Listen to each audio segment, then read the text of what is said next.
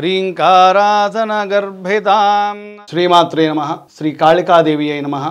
సర్వమంగళమాంగళ్యే శివే సర్వార్థసాధకే శరణ్యే త్రయంబకే దేవి నారాయణి నమోస్తుతే.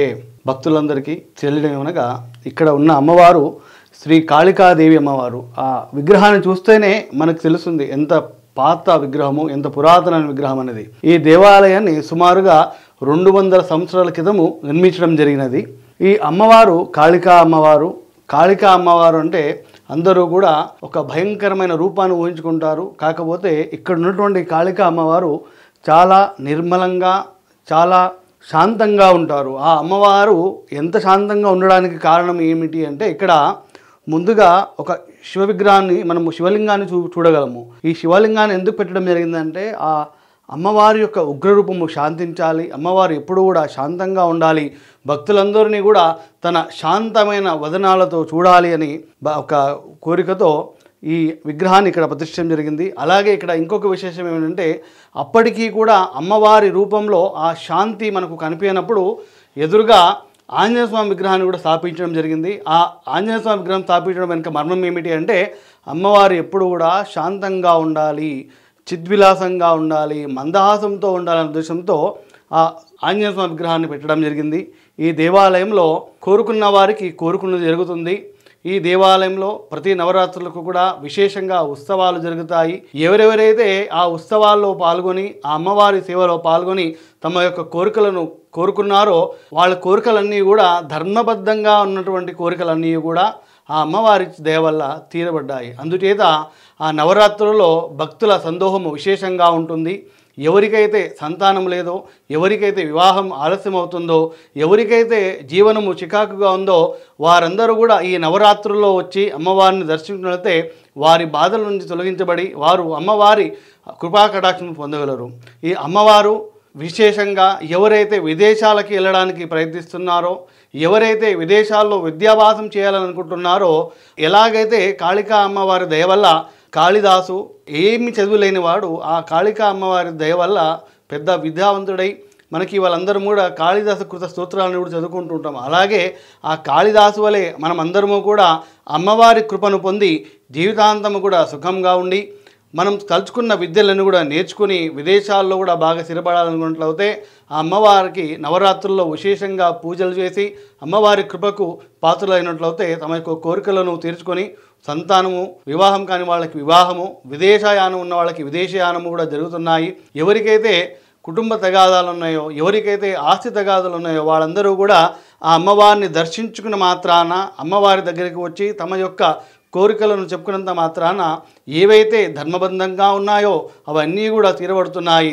అందుచేత ఈ నవరాత్రుల్లో అమ్మవారి యొక్క గుడికి వచ్చి అమ్మవారిని దర్శించుకొని మీ యొక్క కోరికలను కోరుకొని అమ్మవారి యొక్క కృపకు పాత్రలు కాగలని మనవి. శ్రీమాత్రే నమః. శ్రీ కాళికాదేవి అయి నమః. శ్రీమాత్రే నమః. శ్రీ కాళికాదేవి అయి నమః. హ్రీంకారాసన గర్భితాం నలశిఖాం సౌక్లీం కళాభిభ్రతీం సౌవర్ణాం వరధారిణీం వరసుధాం ధౌతాం త్రినేత్రోజ్వలాం వందే పుస్తకపాశమంకుశధరాం ప్రగ్భూషితాం ఉజ్వలాం త్వాం గౌరీం త్రిపురాం పరాత్పరకళాం శ్రీచక్ర సంచారిణీ. శ్రీమాత్రే నమః. భక్తులందరికీ కూడా రాబోయేటటువంటి దసరా పండుగ శుభాకాంక్షలు. మరికొన్ని రోజుల్లో దసరా పండుగ మొదలవుతుంది. దసరా నవరాత్రులు మొదలవుతున్నాయి. దేవీ శరన్నవరాత్రులు అంటారు మనమందరము కూడా. అమ్మవారు 9 రోజులు కూడా వివిధ రూపంలో దర్శనమిస్తూ ఉంటారు.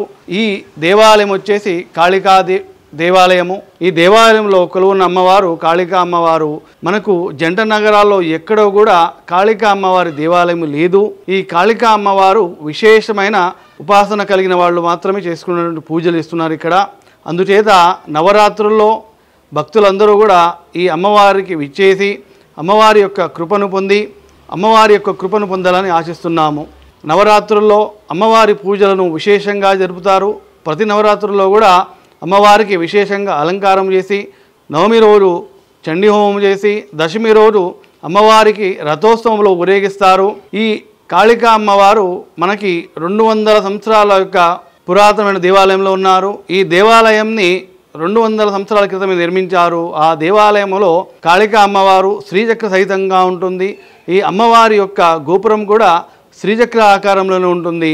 ఇక్కడ అమ్మవారిని కొలిచినట్లయితే శ్రీచక్రాన్ని కొలిచినట్టే ఉంటుంది.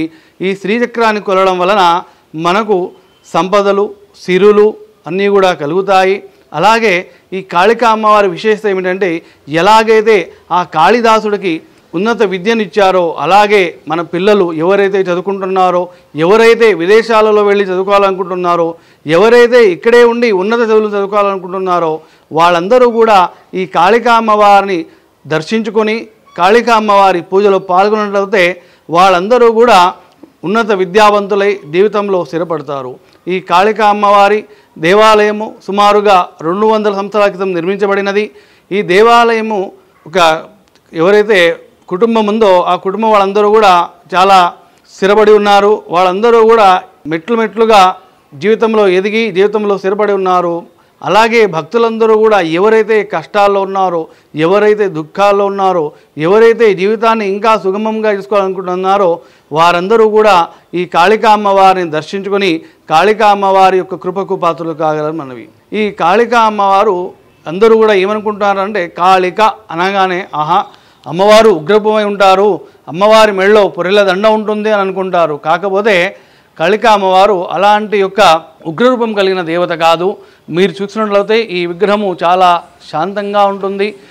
అమ్మవారి యొక్క కళ్ళలో ఎప్పుడూ కూడా శాంతము మందహాసము ఉంటుంది. ఎందువలన అంటే అమ్మవారి ముందు ఈశ్వరుని ప్రతిష్ఠించారు. ఇక్కడ అమ్మవారి యొక్క కోపము, అమ్మవారి యొక్క శాంతిగా ఉండాలని చెప్పేసి, అదే కాకుండా అమ్మవారి ఎదురుగా శ్రీ దాసాంజనేయ స్వామి వారి యొక్క విగ్రహాన్ని కూడా ప్రతిష్ఠించారు. ఇక్కడ అమ్మవారు ఎప్పుడు కూడా శాంతిగా ఉండాలి, అమ్మవారు యొక్క మందహాసాన్ని చిరునొందుతూ ఉండాలి అని చెప్పేసి ఇక్కడ ఇలా ఆంజనేయ స్వామిని అలాగే ఈశ్వరుడిని ప్రతిష్ఠించడం జరిగింది. ఈ దేవాలయంలో ప్రతి నవరాత్రులు కూడా విశేషంగా ఉత్సవాలు జరిగి దశమి రోజున విశేషంగా రథోత్సవం జరుగుతుంది. భక్తులు ఎవరెవరైతే తమ కోరికలను ఇక్కడ కోరుకుంటారో వారందరూ కోరికలు కూడా తీర్చబడతాయి, సంవత్సరం లోపల తీర్చబడతాయి. కాబట్టి అందరూ కూడా ఈ వచ్చే నవరాత్రుల్లో ఈ దేవాలయానికి విచ్చేసి అమ్మవారి యొక్క దర్శనం చేసుకుని అమ్మవారి పూజలో తను మన వస్తు రూపేణ పాల్గొని అమ్మవారి కృపకు పాత్రలు కాగలని మనవి. ఈ దేవాలయము నగరము నడిబొడ్డున ఉన్నది. ఈ దేవాలయానికి సికింద్రాబాద్ స్టేషన్ వాకబుల్ డిస్టెన్స్లో ఉంటుంది.